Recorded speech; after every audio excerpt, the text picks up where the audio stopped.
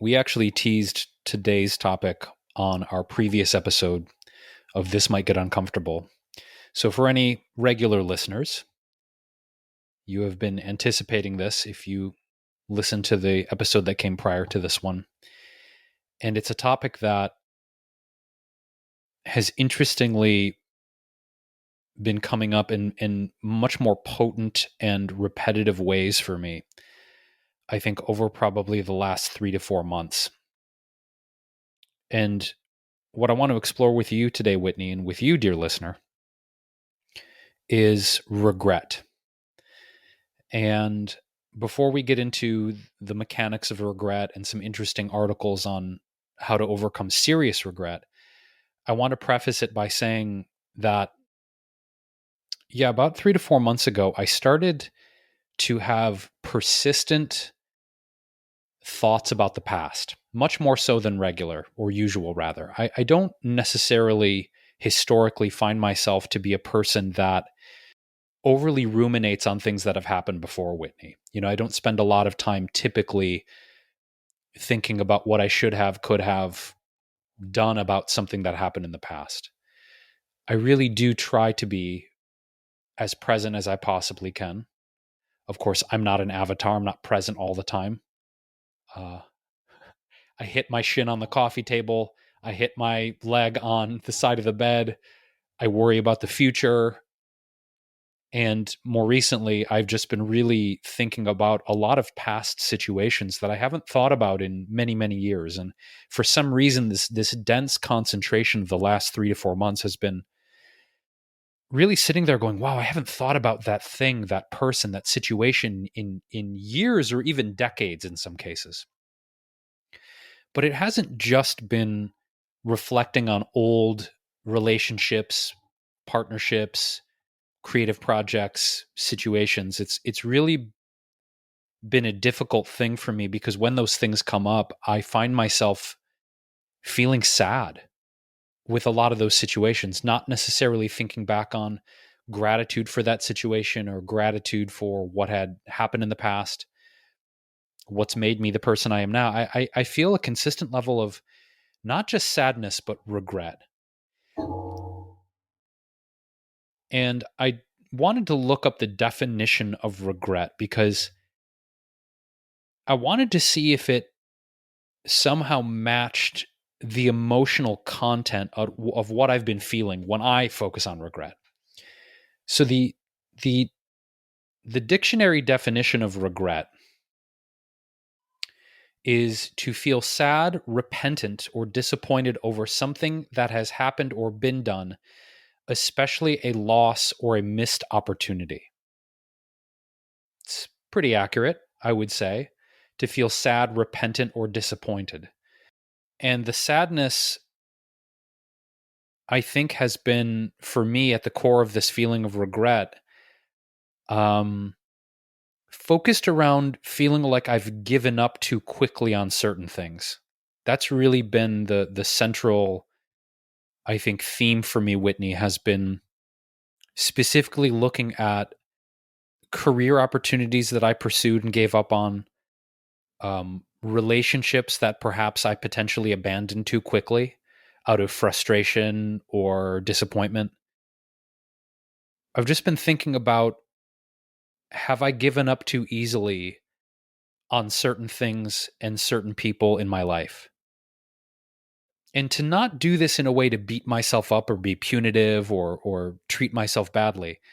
I just think that it's like taking a good hard look on my tendency in the past to get fed up, frustrated, sad, disappointed, and then just throw my hands up and say, fuck it, I don't want to do this anymore. Now, I want to say there's absolutely nothing wrong with leaving a situation if you don't feel in alignment with it, leaving a relationship if you feel like it's no longer serving you or your heart's not in it anymore. I think there's a lot of rhetoric, and I want to color what I'm about to say with there's so many memes and there's so many quotes that we see online of like, never give up, don't abandon your dreams, keep going. And I think in some situations that can be very sage and accurate advice.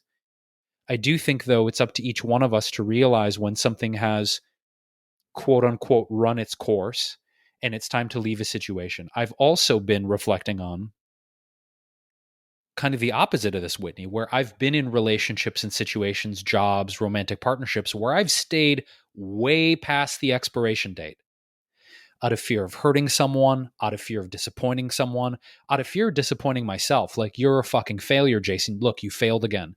You failed in another project. You failed in another relationship. So the flip side of leaving things too early is I've also looked at situations and thought, man, I stayed in that way too long, which can also lead to regret, right? I should have trusted my heart. I should have trusted my instinct and left that situation earlier. So regret is this very nuanced, tricky kind of thing that I've been sitting with. And before I get into some of these articles that I mentioned, Whitney, that I've been researching on clinical psychologists have written some of these articles talking about how to get over serious regret. I want to pass the baton to you and ask what your relationship is with regret. Do you feel it? How often do you feel it? What kind of situations trigger it for you? And what does this bring up when we're talking about this subject? Well, in this moment, I'm semi-regretting eating these energy bits because have they stained my teeth? Are my teeth kind of blue or yellow from the spirulina? Nah. I mean, No? you've got a couple Bits? blue bits. You got a couple bits, but you're not looking like you took a bite out of the Incredible Hulk, if that's what you're asking. Okay. That's good. I mean, they're very tasty. These have really grown on me. Um, Little preview of what we do over at This Hits the Spot. I don't know if I'll talk about these there, but I was feeling really low energy and I had some packets that can't remember who it was that gave it to me. It was either Michelle or Tony, our friends. One of them gave these to me and I've been really enjoying them. But the downside is A, they kind of get stuck in your teeth a little bit. And B, I feel, well, they definitely I'll pick, it's going to sound gross, but I'll kind of pick them out of my teeth and my nails get kind of blue from it. So it's I don't know. Maybe you're not supposed to chew them. Do you think maybe you're just supposed to swallow them?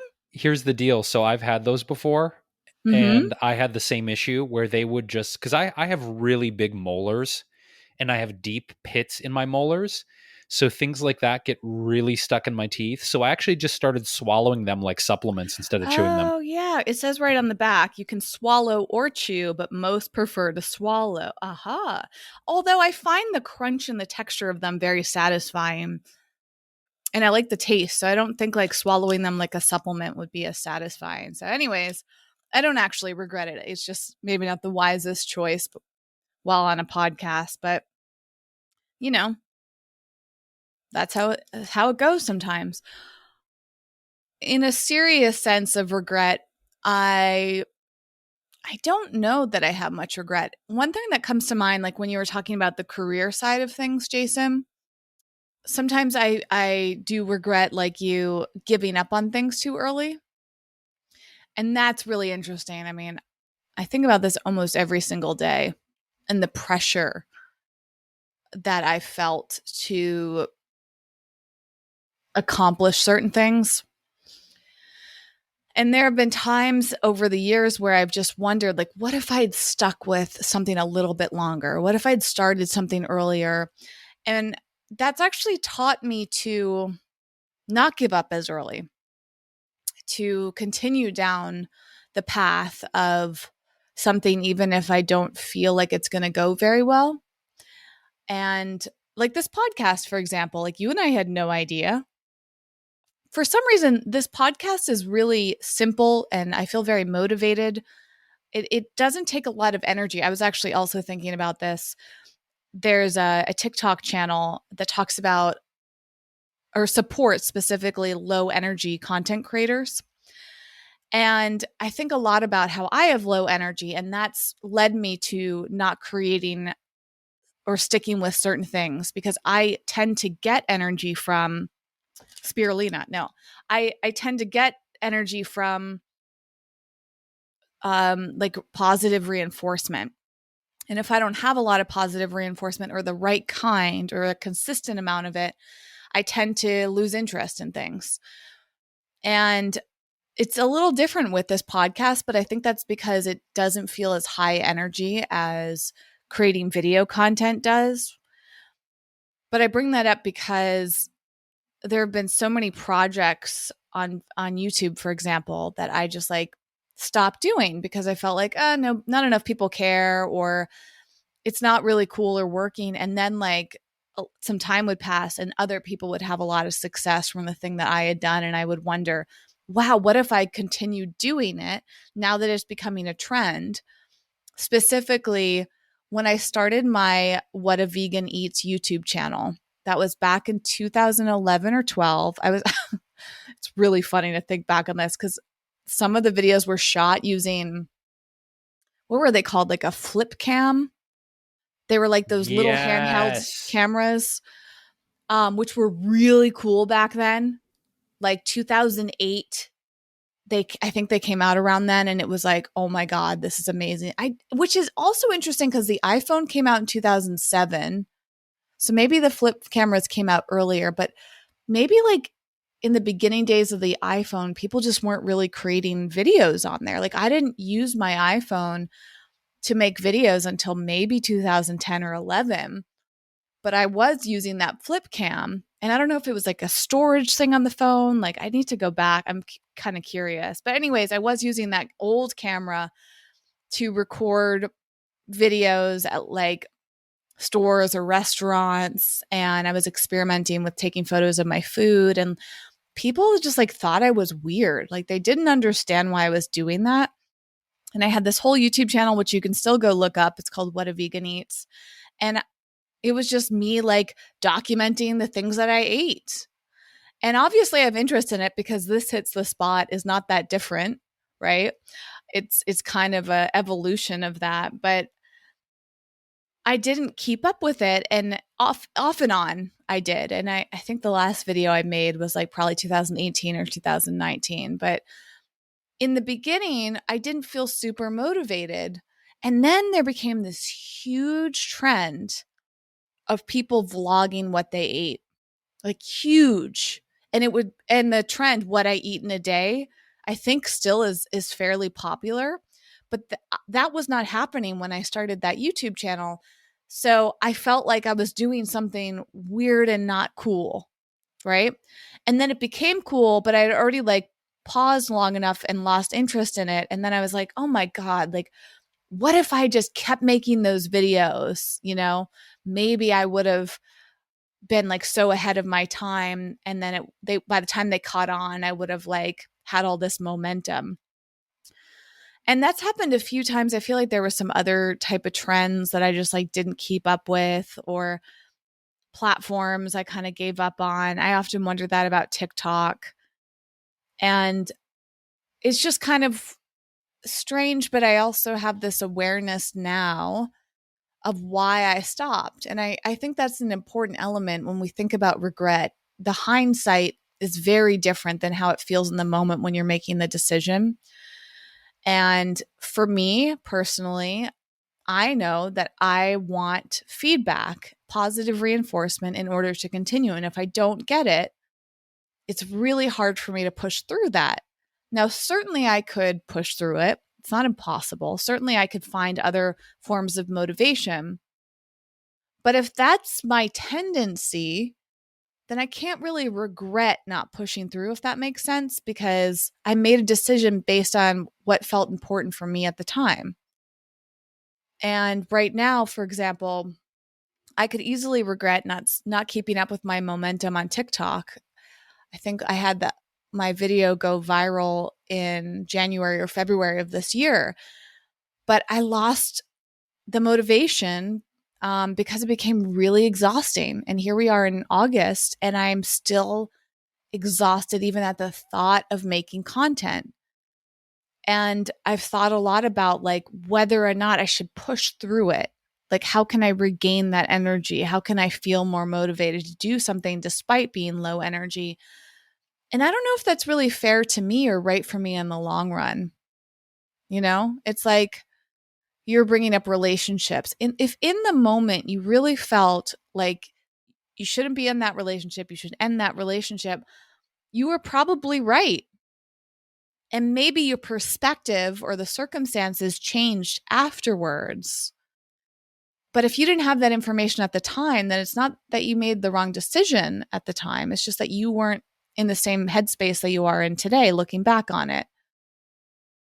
So I think it's really important for us to honor the fact that we're doing the best that we can with the information that we have, with the energy that we have, with the place that we're at in so many different, um, just all the factors that come together for us to make a decision, I suppose. And it's kind of like that sliding glass moment of what if I had made a different decision, but we'll never know. We'll never be able to know. So I guess I don't sit with a lot of regret or allow it to linger for too much. I just try to remember why I decided on something and then also see if I can learn some sort of lesson. Like if there's like a true regret, like a regret that seems very valid, like I did something at the time, I made a mistake or I made a very conscious decision to do something that hurt me or someone else. I could see why there might be some regret there because I was more aware of it and like maybe I quote should have known better. But then again, like that's even kind of weird to say. What do you mean you should have known better?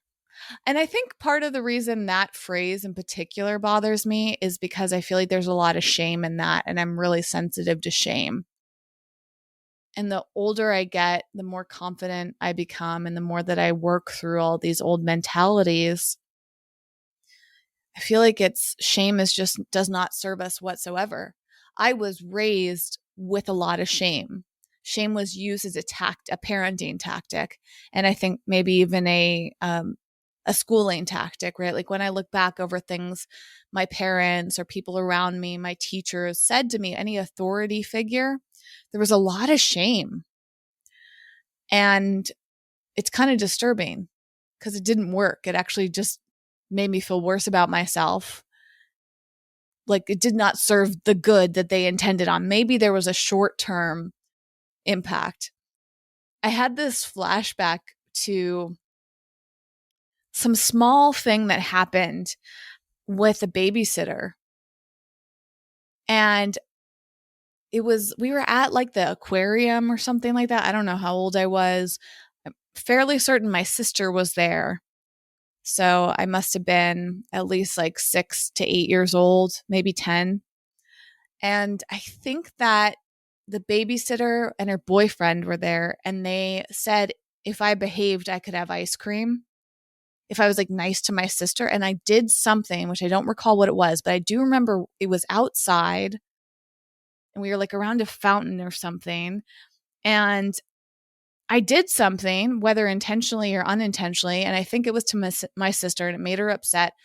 And then they shamed me and told me I couldn't have ice cream. And I remember being a little kid being like, well, why can't I have the ice cream? And it's like that classic punishing technique. But my heart goes out to this small little kid who like didn't really understand consequences. And I think some people think those are important learning lessons. But the fact that like this random memory got triggered in my head recently, I wonder like, did those consequences actually serve me or they just cause this like lingering shame and hurt within me? Like, was it really worth it for me to not get the ice cream that day? I don't know. I've done a lot of babysitting, even though I'm not a parent. And like, I understand the tactic of trying to like reward or punish. But then, like, sometimes when I think about my own self as a child, I'm like, ugh. Now, I mean, maybe it all makes sense now. Maybe that's why I give up if I don't get rewards. Maybe I'm like, oh, no reward here. I'm going to pivot and make a different decision.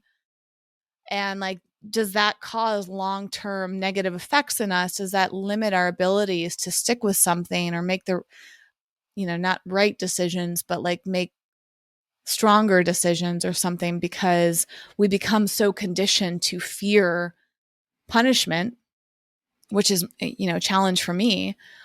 So I try to avoid punishment and seek out rewards, but does that cause me to not like stick with something long enough to really experience the fullness of it? It really brings up kind of this reward versus punishment sort of binary framework. Obviously, there's a lot of nuance here psychologically for each one of us. But I think what you're talking about, Whitney, if I really go back into these feelings of regret, you talked about shame, and I think shame is definitely an intertwined part of this conversation. But if I look at the mechanics of regret for me as I break it down, I think a big part of it is, oh, had I stuck with the person or the thing or the project or the band or the job longer, maybe I'd have more rewards now. Maybe I'd be happier. Maybe I'd be wealthier. Maybe my stock portfolio would look better. Maybe instead of renting, I'd own my home right now. I'd have a nicer car. Um, I wouldn't be struggling as much financially, et cetera, et cetera. I think a really central component for me, at least, of this regret conversation is if I look back, say, there are like three situations that come to mind, business wise for me, that at the time I felt like I deserved more money.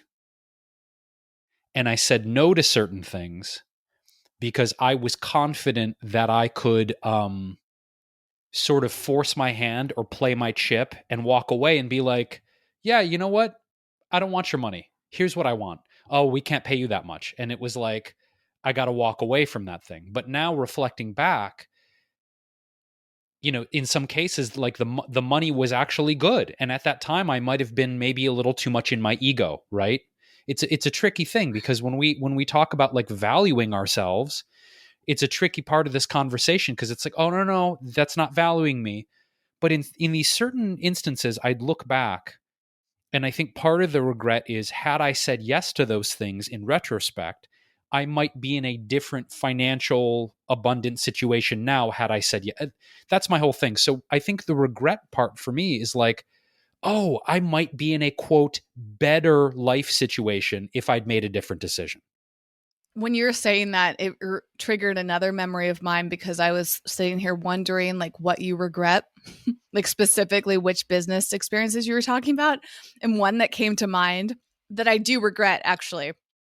So it's bringing up more memories the more we discuss this is when you and I turned down going on the vegan cruise the second time. Remember that? Because for context, there was a cruise. And I'm actually curious if anyone listening to the show was on that cruise because we met some amazing people that were part of our social media life for years to come. And it was a fabulous time. I mean, basically, they invited me and Jason, Chris and John from the Vegan Zombie, Issa, the cookbook author, Miyoko was there, like a really amazing group. I think that was the first time they did it. We got to go on this really cool cruise that we were basically in a group of vegans, and it was on Holland America, and there was like 1,200 people and maybe like 50 to 100 of us were vegan. And it was awesome. And in exchange for the cruise, Jason and I had to give some presentations and then also participate. And we didn't get paid for it, but we got the entire experience covered. And I think even like our flights out there, like what they gave us in exchange was awesome and we had an amazing time. But when they invited us back for the next cruise, which was really an honor, Jason and I both felt like we should be compensated because we had to take like 10 days off from our lives to go on a week-long cruise plus travel. We gave multiple presentations and we were expected to be part of like all the activities. So while it sounds like it was a great exchange in terms of us having this free vacation, it wasn't really a vacation. We were working every day. We had to pay the expenses of pet sitters and all the other stuff that was going on. And Jason and I both thought like, you know what, we should ask them if they'll compensate us as well. And they said no. And at the time it was like, whatever. To your point, Jason, like, I don't care.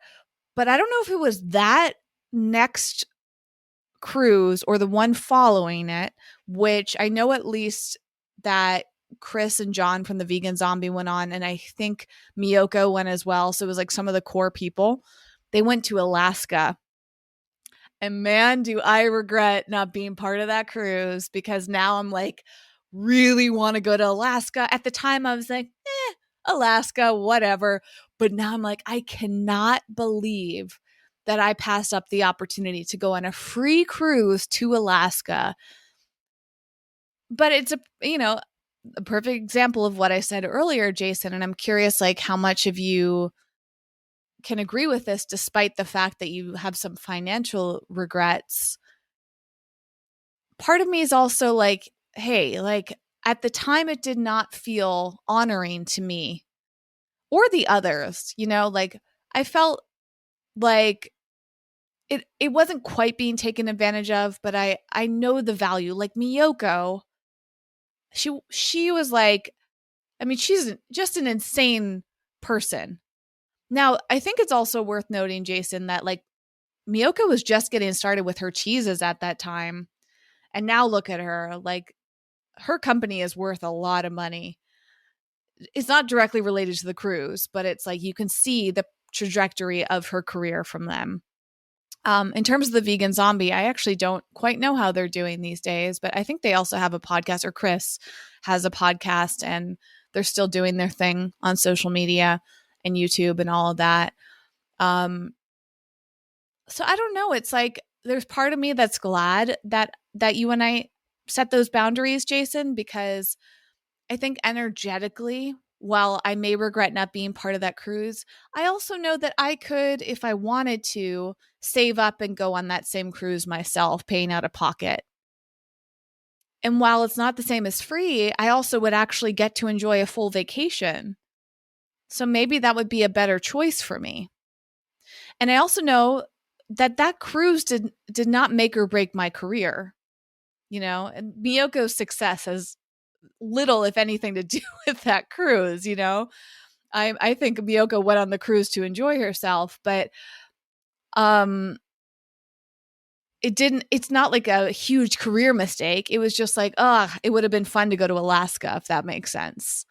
And I think with you, Jason, the opposite could have been true too, because I've looked back at some of the things I've said yes to, and they didn't really do anything except give me some money that like is already gone now.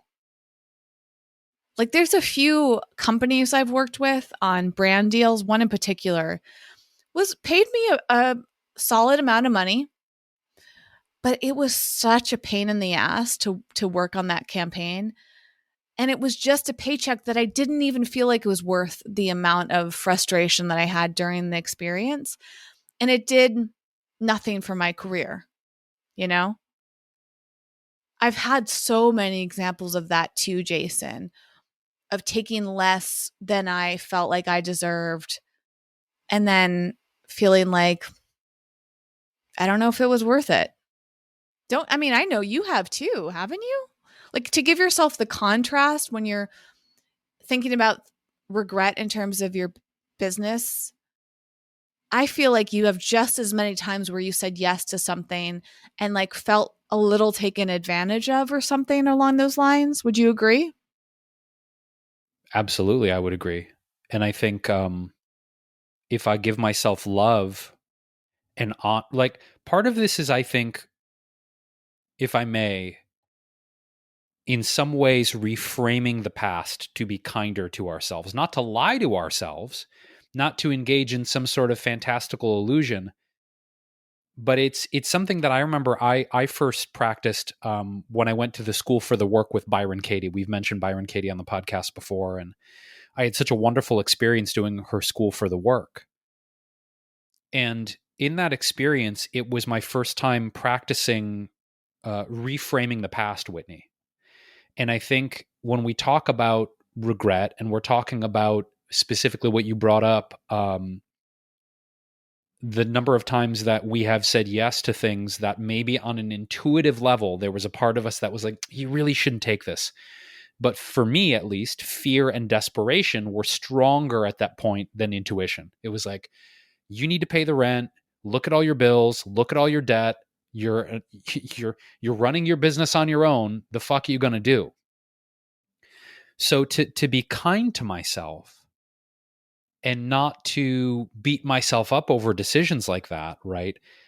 An unkind way would be to look back on a situation or situations like that and go, dude, what a fucking asshole you were. You made decisions out of fear and desperation. What an asshole. How could you do that? Not very kind. Or to reframe it on a pragmatic level, you could say, well, if you look at making an adult responsible decision, you had bills to pay, you had debt, you had rent, you had pets, et cetera, et cetera. To be a responsible human being in the mode of chop wood, carry water, okay, sometimes you just need to say yes to things to put food on the table and keep the roof over the head on a pragmatic level. But on a deeper, level, with this whole reframing conversation, um, I've talked about this in previous episodes of one of the deepest traumas that I continue to work through was the feelings of being abandoned and abused by my father, right? So a reframe to that, because part of my work has been feeling like I'm never good enough, right? Because my dad left and abandoned me. And had I, quote, been good enough as a kid, he wouldn't have left. I know logically that is not true. But as a child, that was the framework I created, right? So a reframe around something like that was when I was practicing this, like, you were a shitty kid. That's why dad left. Wow, that's really painful. That's a painful thing to carry through one's life. Or a more accurate and truthful reframe would be, my father didn't really want to be a father. True. He didn't have the skills emotionally to raise a child or be a responsible father because he was dealing with his own drug and alcohol addictions, his own emotional demons. So he left. That's a much kinder, more accurate framing of the past than, oh, dad left because you were a shitty child or whatever I believed, right?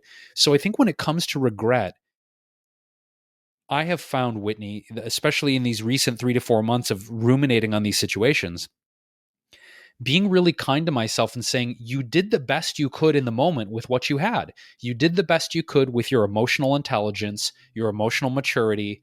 Yes, did you make some decisions out of fear? I absolutely have. I've made many decisions out of fear. I've made many decisions out of desperation. And I'm trying to forgive myself for the decisions I made when I was afraid and desperate. Like that's part of my big work right now, Wit, is looking at these situations and giving myself more love and saying, yeah, okay, you can acknowledge you made these out of fear and desperation. Can you love and forgive yourself even in spite of that? And, speaking of techniques, I mentioned earlier in the podcast that I was looking for some articles from licensed psychotherapists on dealing with regret. I found a really great article by Alice Boyes, who is a practicing psychotherapist, on Psychology Today. It's called 5 Tips for Coping with Regret. And I wanted to also dive into another article that I think is even better than this one, called How to Overcome Serious Regrets. It's on WikiHow, and it was authored by a professional counselor named Trudy Griffin. And it's from earlier this year, March 25th, 2021. And it really goes into the mechanics of understanding regret, and blaming ourselves, right? Now, this is an interesting thing because it talks about the difference, Whitney, between productive and unproductive regret. This is interesting. It says productive regret can help you learn to change your behavior for the future. Unproductive regret, where you completely blame and self immolate, can create chronic stress and emotional pain, which can lead to health problems. So I didn't know. I wasn't even aware that productive regret was even a thing. That kind of hits me in a weird way when I read about productive regret. Because I wonder if that can help, quote, change our behavior for future decisions. How does that hit you? Like when you hear the word productive regret, do you feel like that's a thing for you? Because that's my first time actually like reading that phrase.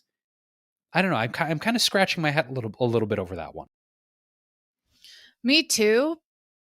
But I guess it feels similar to like beneficial regret, I suppose, where it's like, okay, sometimes regretting something helps us make different decisions in the future. But that's a huge part of the psychology of our society. Like, I feel like that's just kind of been drilled into us. Like, sometimes you have to learn the hard way. But I just don't, again, I don't know if that's true. I don't know. It's a big question mark for me. On the one hand, I think pain and suffering can be really wonderful teachers in our lives. If I look at a lot of painful situations or the suffering that I have gone through, they're great teachers. I don't know about positive regret. I really want to do a little more research on this. Um, the second tip is identify the core of the feelings of regret. This can be different from person to person, but feelings of regret include sadness, loss, remorse, anger, shame, and anxiety.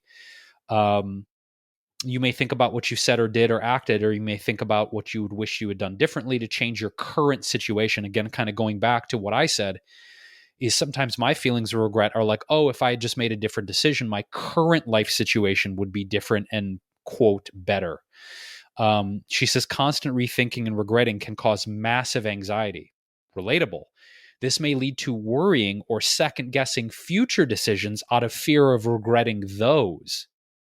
That's interesting because I feel like if we ruminate on regret too much, we may stop trusting ourselves in future decision making, which I can 100% relate to, especially in the context of romantic relationships. Of, oh, you really thought you knew that person, or you really thought that you could trust your heart, and look, it ended up fucking going to hell. How are you going to be able to trust your decisions on a person moving forward? That's a huge one for me. Is sometimes when relationships end, Whitney, I feel like, fuck, man, you really, how could you have misjudged that person's character, right? Like, that's kind of a form of regret. And that can very much lead into, I think, worrying whether or not we can trust our intuition or our character assessment in whatever our next relationship might be. Like, that's something I still sit with sometimes. It's like being afraid that I can't trust myself. The third point in here, interestingly, is consider where your regret comes from. Thinking about what's causing your regret. People can feel regretful for a litany of reasons. Um, there can be lifestyle. There's like 5 different categories. Lifestyle. People regret maybe moving to a different country or may wish they hadn't turned down a house offer. Work. People may regret not following a different career path or pursuing their dreams in life. Family is another category in this article. People may regret not settling disputes with a family member or friend, especially if that other person has passed away, or they may regret not spending more time with their children because they work too much, or spending time with their older family members at the end of their lives. Children, people may regret starting a family. For example, maybe you started a family because you wanted to make your spouse's dream come true or make them happy. And then the last one is the category of marriage. People may regret getting married, the timing of their marriage, or their choice of partner. Some may regret even getting married at all. And this comes back to something you mentioned the other day, Whitney, on a previous episode of people um, coming out with more articles and books publicly talking about regretting having children, regretting parenthood. And I think if people were more honest with themselves, I think people regret a lot of shit and they just don't speak about it publicly. I don't want to say everyone, but I think to go back to what you said, I think admitting regret feels shameful in a lot of cases. Very shameful. God, you know what? I didn't really want these kids to begin with. I did it to please my partner. I didn't want to get married, but my family pressured me into doing it. I think regret is a lot more common, and I think that a lot of people are terrified to admit that they've regretted these massive life decisions. Would you agree with that assessment? Perhaps, yeah. It's tricky because now I'm trying to think of it in the terms of like what I was saying earlier. In a recent episode, I was talking about getting the COVID vaccine, and it's like, what's the point of regretting it? I don't regret it, but let's just say in the future I do. Like, what if something? What if I don't know. all these people that speculate long-term health risks of getting the vaccine, which I don't know or believe to be true at the moment, but what if they turn out to be true? Is it worth regretting something that I can't take back? You know, for some reason it flashed in my head as my brain's processing this. I think it was in the book Stealing Fire. There was a conversation around like the human drive to find pleasure and altered states of consciousness. And there was one example of, I think, people with doing wingsuit jumps, and how they could become so addicted to the adrenaline and the way that their state changed when they were doing these dangerous activities. And there's one story of these two guys that attempted this huge jump and they both were killed. And I remember listening to that thinking, like, I wonder if in the split second before they died, if regret passed their mind, or if maybe they don't even have a chance to process it, And it's like, we have to trust that those guys knew the risk and made a decision.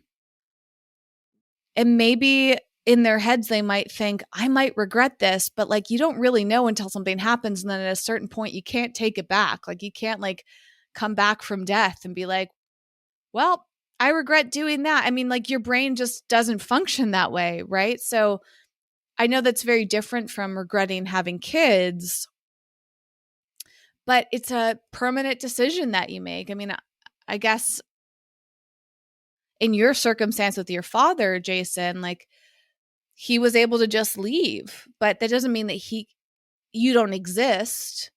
So he'll always be a father to you. He can't change that, but he made the decision to leave his responsibility as a father.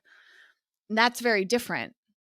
And I'm sure there's plenty of cases of people doing this. I mean, I think there's a lot of examples of parents regretting it and then taking some sort of action as a result of it that is probably not good for their kid, and that's really sad. But I would think that some of those people made a decision, as to your point, to have children, and others made a decision to have sex and not be as safe, or maybe they were as safe as they thought they might be. I mean, before we recorded today, you and I were talking about the festival Lollapalooza that just ended in Chicago.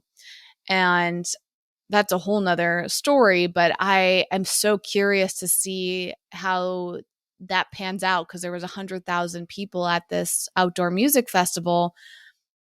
And even though many of them were vaccinated, most of them weren't wearing masks. And we've recently saw some data about the transmission rates amongst vaccinated people. And personally, I would not make the decision to go to an event like that. But, let's just say I did. Like, do I regret it? Like, are people going to regret going to that event? What would it cause? What would have to happen for someone to regret doing that, And I wonder, like, if any stories are going to come out. I did see one TikTok of a girl who was, after Lollapalooza, feeling so strongly about wearing masks. And she went on this whole rant on TikTok about how ridiculous it was that people weren't wearing masks. And she didn't really learn that lesson until she went to this big event.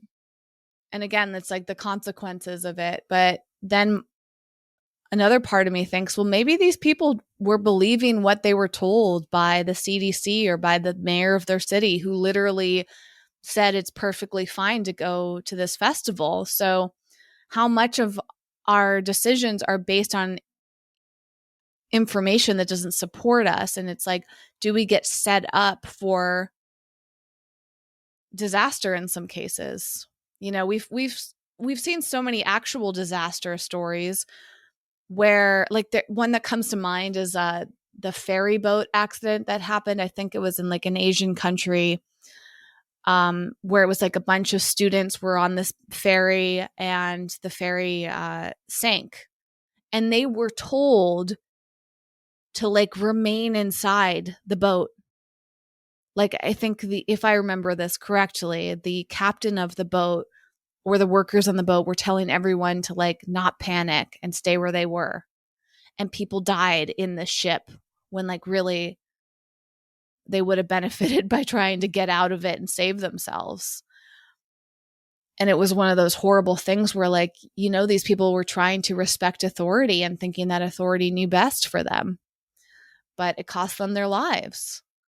So I think there's a lot of cases too, Jason, where like, sure, there's regret. But again, I go back to, did you make a decision thinking that you were safe? Did you make a decision having the wrong information? How far do you blame yourself for something? Or how much do you reflect on what led you up to that moment? And how much of it was based in trust or ignorance? I would be willing to bet that the great majority of those cases, people felt in the moment that they were doing the right thing. Maybe they felt like they were doing the right thing by having sex and that's what got them pregnant. Maybe they thought that they were doing the same thing, the right thing with the sexual protection they were using. Or maybe they thought they were doing the right thing by having children, but they changed their mind later. And it's like, okay, but your former self made this decision for a reason. And how much do you beat up your former self? How does that serve you in the present moment? How does that serve others too? I guess that's the other question. Like when you and I specifically look at these stories of people regretting parenthood, it's like, are we just attracted to them because we're trying to figure out whether or not we want to be parents?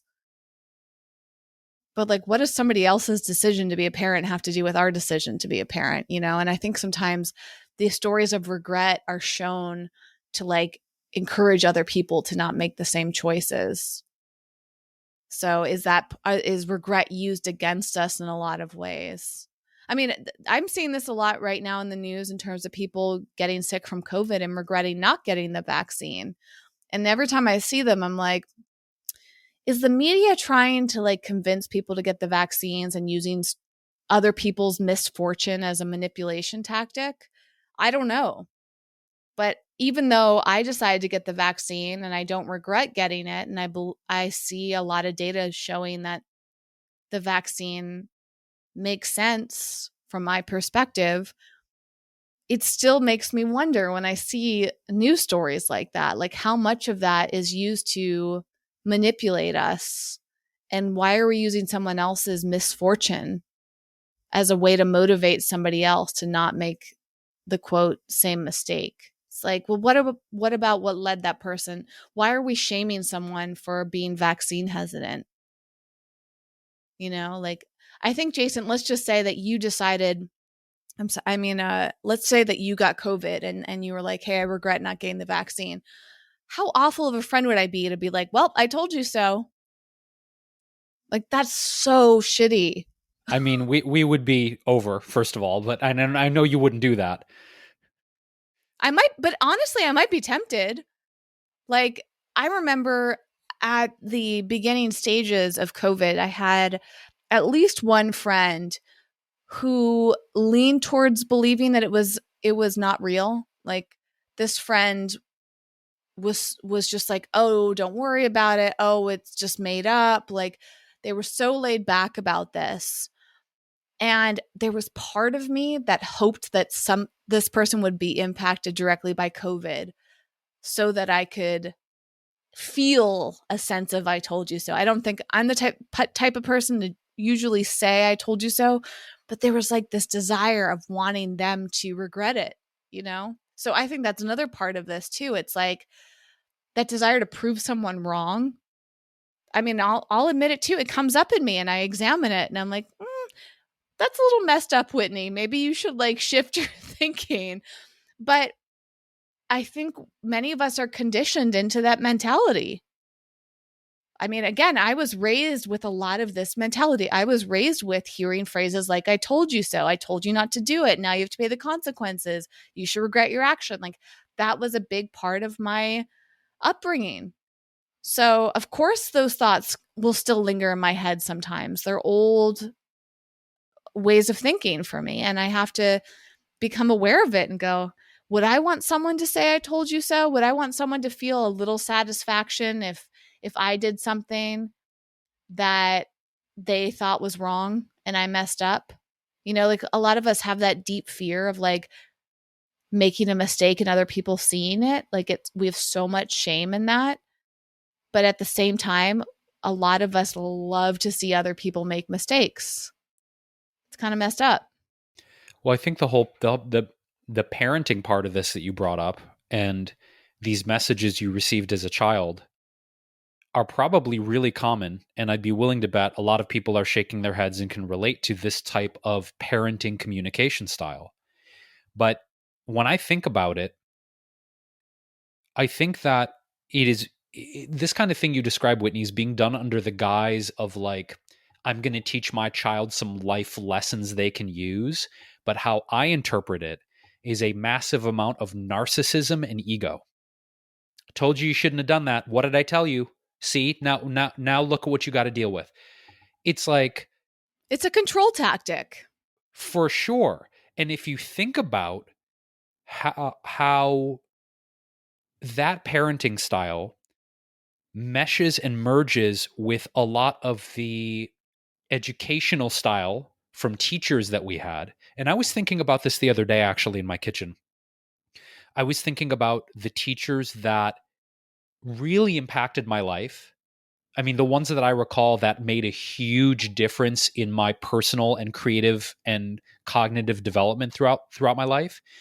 And none of them had the approach we're talking about. They did not come to the classroom with this do as I say, not as I do type of approach, and also this sort of punitive um, framework of, if you fuck up, there's going to be a price to pay, and you better learn.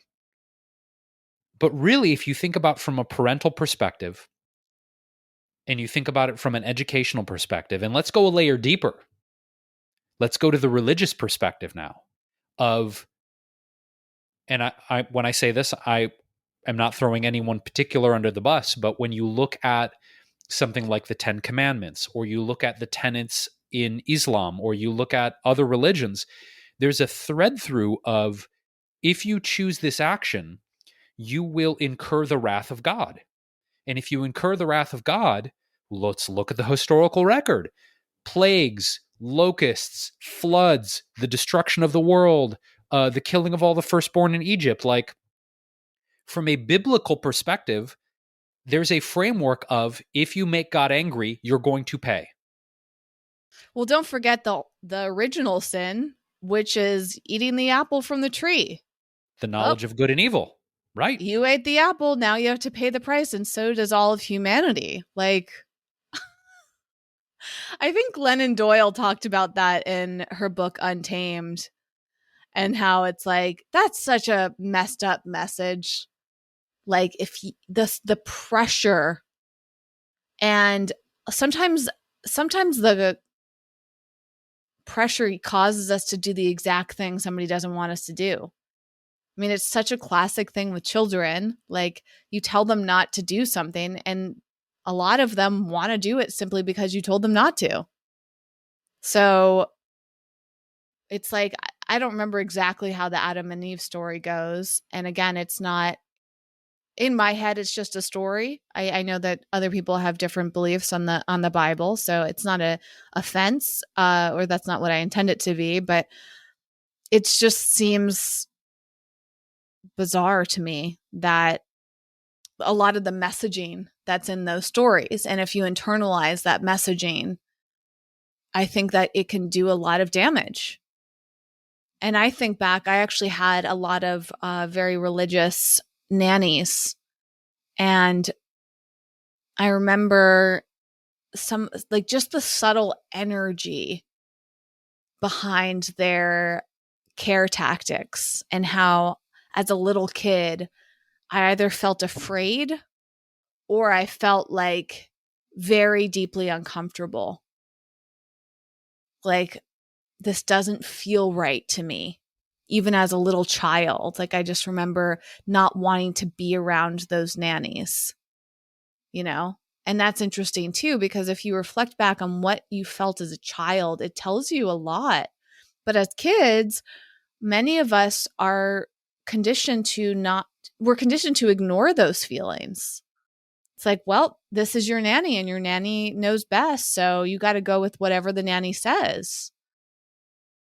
And yeah, this is like bringing me down. I'm like going through in my head all the different nannies I had and how a few of them were very, very religious and said or did some kind of messed up shit to me as a little kid. And it's like, my parents both grew up in religious households, but neither of them continued to go to church, or they didn't place much emphasis. I wasn't raised with a lot of religion. It was more like the undertone of it. But my mom would say things to me, Jason, like, God's punishing you. Like, if I did something and messed up, oh yeah, that phrase was big time when I was a little kid. It's like, well, God's punishing you. Like, if I did something, quote, bad, and then I tripped and fell, that's a response that my mom would say to me. I'm laughing at Jason's facial expressions. Yeah, that was like, and I think my nannies might have said that to me as well. That was how my mom was raised, you know? And so she, I don't know if she believed it or if that was like her way of like taking out her responsibility. Like, I'm not punishing you, Whitney, but God's punishing you for your actions. So you better not do it again because you'll just continue to get punished. So I think maybe that's why I felt uncomfortable around religion, because I was like, I don't want to be punished, but I also just want to live my life. And like, I don't want to feel like every mistake is looming over my head as a punishment. So this was the exact reason why I, as a young man, went to my mother and said, I don't want to go to church anymore. This was the exact reason. Because I was raised in a Catholic family on both sides. My mom's side, well, we learned later that I'm Ashkenazi Jew, but we didn't grow up in the religion of Judaism. We grew up in a Catholic family, okay? So on that side of my mom, Polish, Italian, we learned later again, Ashkenazi Jew, Catholic. My dad's side, Puerto Rican Spanish, also Catholic, right? So Catholicism was the dominant religion of my entire life and my entire family. But I remember as a kid going to church and going to Bible class. I went to Sunday school, attended religiously, pun intended. And I remember digging into parts of the Bible and going, I remember having conversations with my mom like, wait a second. In this part of the Bible, it says God is all loving, all generous, all protecting. God loves you. But in this part of the Bible, he's killing a bunch of people and he's punishing people. So how, I remember in my young mind going, how is this compatible? If on one hand God loves you, God sees you, he sees everything you do, yada yada, but if you do something against his will, he will destroy you. Like, to me, that didn't make sense and that wasn't compatible. And it seems that that archetype informs a lot of people's parenting styles, doesn't it? I love you. I care for you. But if you piss me off or do something wrong, I'm going to punish you, right? I'm going to spank you. I'm going to be physically violent with you. I'm going to, and I'm not to say, this is not to say that I don't think boundaries and structure and rules are a bad thing when it comes to a parent-child relationship. I think children absolutely need a sense of ethics and structure. But the confusing part is this thing you kind of detailed with your mom's language of, see, God's punishing you. That's a very dangerous thing, I think, to, inject into a child's consciousness. Because then I think we go through our lives potentially fearing choosing something that maybe we feel is right to do, but we fear being punished by God, universe, spirit, whatever your belief systems are. That can take decades to undo. Decades to undo this. And I think what it does is, I mean, this is my personal belief. I think that many of the tenets of organized religion, and the reason that I left the Catholic Church and the reason I left Catholic religion was I started to identify, in my opinion, there were a lot of mechanisms of control I did not agree with. Didn't agree with them.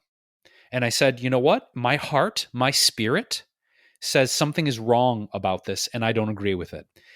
And again, we look at capitalism, we look at the educational system.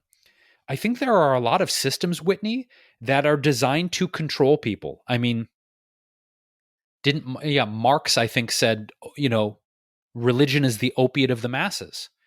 I'm not throwing all religions under the bus when I say that, but I do think in a lot of central organized religions that have billions of dollars, I mean, we really look at the power of certain religions, they're very wealthy. I think part of their central agenda is to control people, control their minds, and control their behavior. Because if people were not afraid, well, guess what? If people aren't afraid, you can't control a person who's unafraid, can you? And what's the ultimate form of control? Damnation.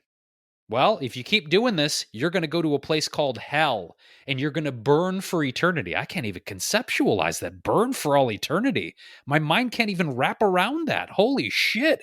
That sounds scary as fuck. I better not do that thing. Or my soul is going to burn for eternity. Fuck. That sounds crazy. I'm not for any listeners out there, I'm not saying you're wrong. If you are a religious person, if you're Catholic, I'm not saying you're wrong. This is my opinion. I realized as a young man, I didn't agree with these. I felt they were manipulation tactics, and I still do.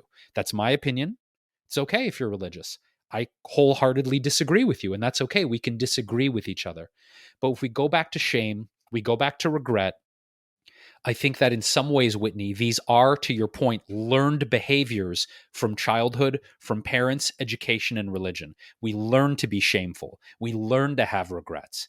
And in some ways, shame and regret can hold us back from living a full life because we're afraid of being shamed. We're afraid of being talked down to.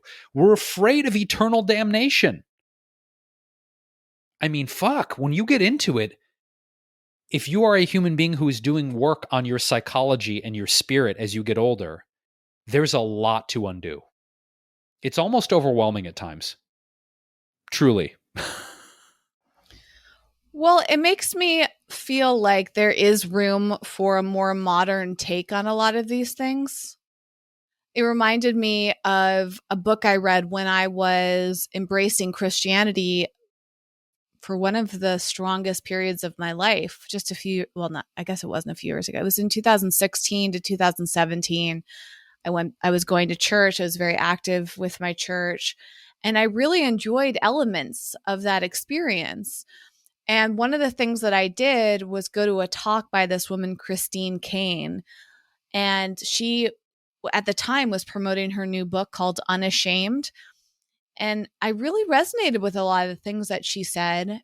I don't remember all of it, but it was about being an unashamed Christian and not being hyper focused on shame within your religion. That's my current viewpoint on it. And I do believe that there are approaches to religion that don't have to integrate all of these things. And I don't think that there's a blanket statement for what it means to be religious, to believe in God, to go to church, to, integrate that in your life, and so I'm grateful that there are people out there speaking about this and finding ways to take a different approach, and so to your point, Jason, it's just currently does not feel good to us, but maybe it doesn't feel good to us because of some of our old traumas. And our parents' traumas, and the way that they interpreted the Bible and how they brought that into their parenting, or how our teachers did, or, people around us. Like that's what's tricky about religious viewpoints, is it's got a lot to do with who you're around and the experience. And of course, like Catholicism has had some really awful things go on in it that they were able to get away with because of the veil of religion. And, that's a whole nother subject matter. So there's definitely flaws in the religious systems, and people take advantage of it. Just because you're religious doesn't mean that you're doing the right thing. But I think that there's so many ways to have that deeper belief and relationship with God that don't have to abide by these harmful rules and systems. So I think that's an important part of this conversation too. It's not super easy. And I deep down believe that everybody, if not maybe just most people, are truly doing the best that they can based on what they know and the tools that they have. And it's really hard to get by in this world without harming somebody else. And so sometimes we regret things, but we have to recognize, like, if we're doing the best that we can, maybe there wasn't another option. I mean, that reminds me of there's this psychological test where, and I don't remember all the details of it, but I remember the visuals, where people were studied by being asked the question, whose life would you save if there was a runaway train and you could flip a switch, and the switch would either run over children or run over one adult? And the person would have to decide, like, they know that they have to kill someone, but they have to make the decision whose life is worth it. And I don't remember the outcome of that exact study, but I do believe that that's a test that they use to understand somebody's mental state. And it's like, oof, that's tough. Like, sometimes we have to make decisions at the cost of somebody else or someone else, or sometimes at the cost of ourselves. And even though we were doing the very best that we could live with so much shame and regret because we've been conditioned to do no harm. But sometimes harm is unavoidable, and sometimes harm comes in forms that we have zero control over. So that's, I guess, my big belief on all of this is regret's a really challenging thing that I don't believe serves us very much. That's well said, Whitney. And for you, dear listener, as we always do in our episodes here on This Might Get Uncomfortable, we have more resources for you to dig into coping mechanisms if you feel regret in your life. I mentioned a really interesting article on WikiHow earlier, and then also another one on psychology today. We will link to both of those articles in our website show notes. You can find those at wellevatr.com. Our website is wellevatr.com. Click on the podcast section. It will take you to the show notes and the transcript for this episode and all of our 250 plus episodes prior to this one. We will also have links to our private podcast, Whitney mentioned at the beginning of this episode, called This Hits the Spot. It's a weekly summary into our favorite new products, services, books, resources, things we're using in our lives on a regular basis to make us feel better and improve our health and our mental wellness. So if you haven't checked that out yet, that is free to our newsletter subscribers, which you can also subscribe to our newsletter at wellevatr.com. And we have a video version and also a transcript link with all of the products we talk about on that show for our Patreon members. If you are a patron, you can do that for as little as $2 a month. We have some incredible human beings. We absolutely adore you and appreciate you for helping this podcast keep going, and also This Hits the Spot. So all those goodies will be, again, at wellevatr.com. And if you want to shoot us a direct email with any questions or comments or reflections on the things we talk about here on the podcast, you can shoot Whitney and myself a direct email to hello@wellevatr.com. Thanks for joining us for another episode of This Might Get Uncomfortable. We hope this has given you some food for thought and food for heart. And we will catch you with another episode of the podcast very soon. Thanks for tuning in.